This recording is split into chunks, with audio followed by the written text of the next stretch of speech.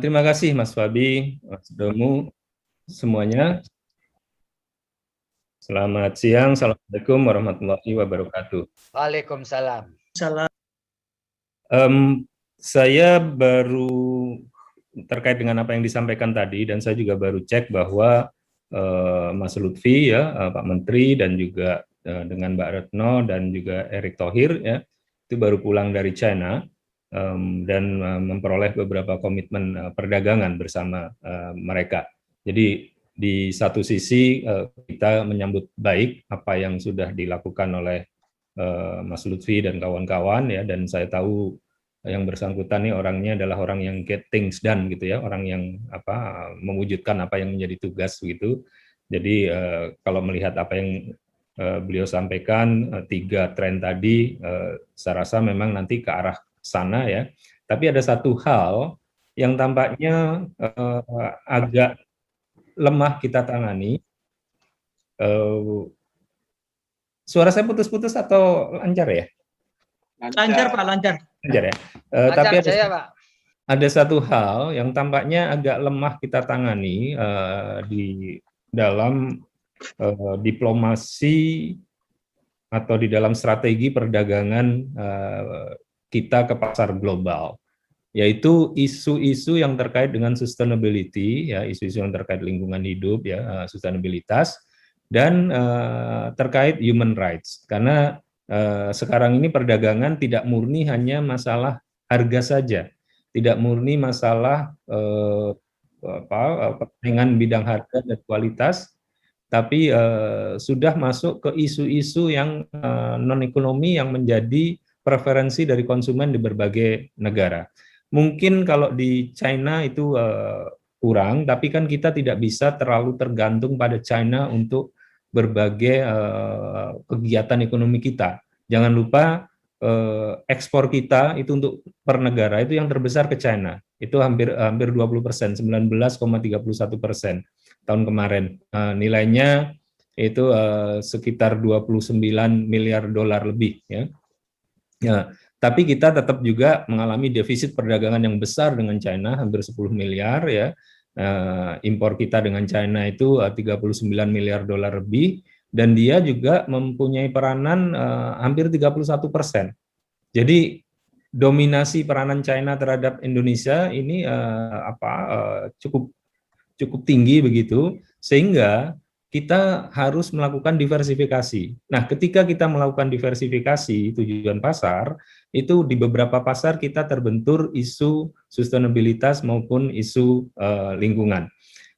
Saya kasih contoh pulp and papers. Itu dulu adalah pulp and papers itu adalah salah satu ekspor terbesar Indonesia, dan kita menjadi pemain ke-6 maupun ke-10 terbesar di dunia, ya.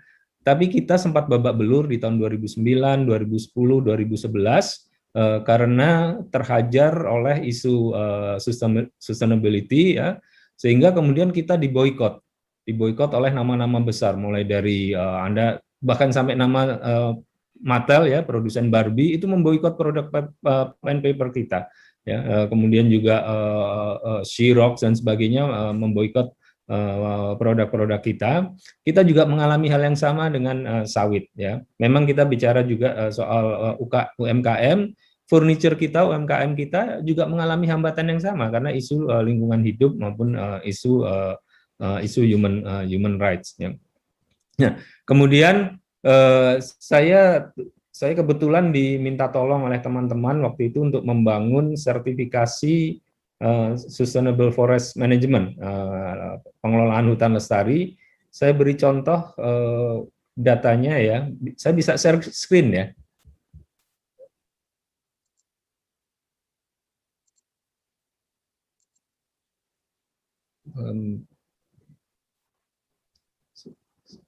Ini saya share screen. Nah, ini kita baru mulai lakukan sertifikasinya tahun 2015. Ini kami berasosiasi dengan Jenewa karena sertifikasi kami ini bukan hanya nasional, tapi kita bagian dari sertifikasi kehutanan terbesar di seluruh dunia, namanya PEFC. Kemudian 2016, 2017 baru hampir semua HTI mulai dapat sertifikat kita, ya. Nah, kita lihat efeknya terhadap ekspor. Ini data sebelum 2012, kebetulan saya nggak sempat kumpulkan, tapi datanya agak tinggi di sini ya. Kita lihat dia turun terus. Ini karena dihajar boykot. Ya. Kemudian 2016 itu tadi kita lihat di data sebelumnya itu 2 juta lebih mulai dapat sertifikat, jadi mulai makin banyak yang dapat sertifikat dan sertifikat ini diakui dunia.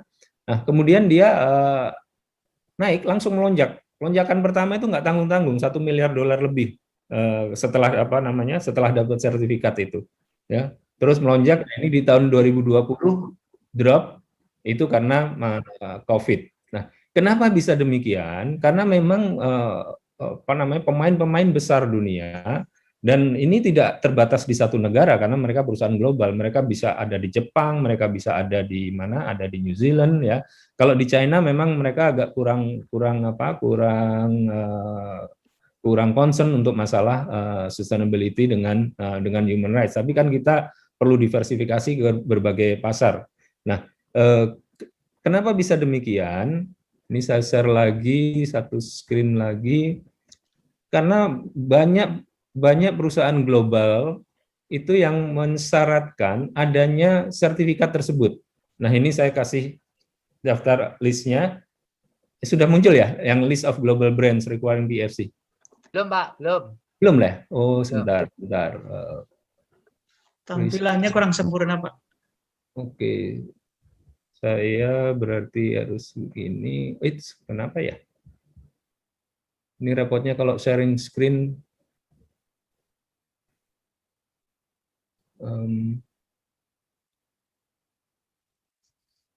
Ini list of global brands ini udah muncul belum?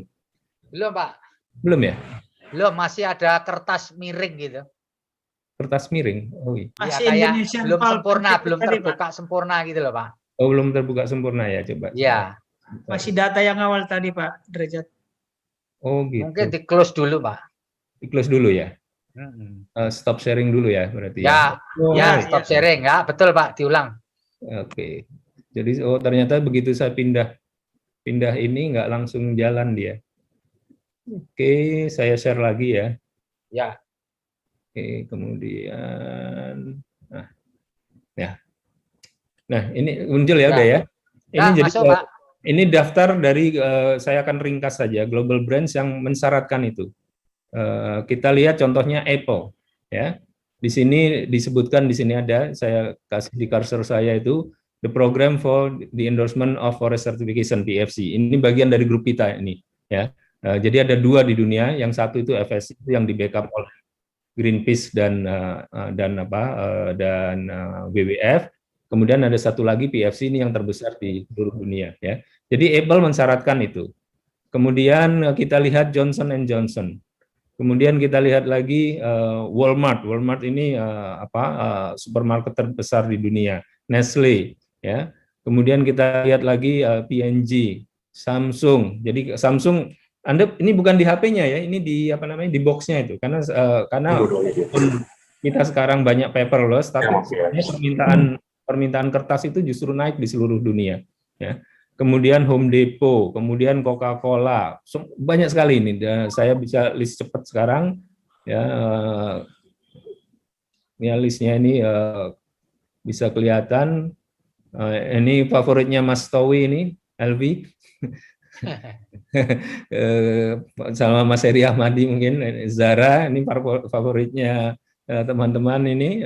Kemudian ini hampir semua yang besar-besar di seluruh dunia ya itu mensyaratkan tersebut. Dan di Indonesia juga kalau Anda ke teman-teman kemana ke berbagai supermarket akan bisa melihat, saya kebut saja untuk Indonesia,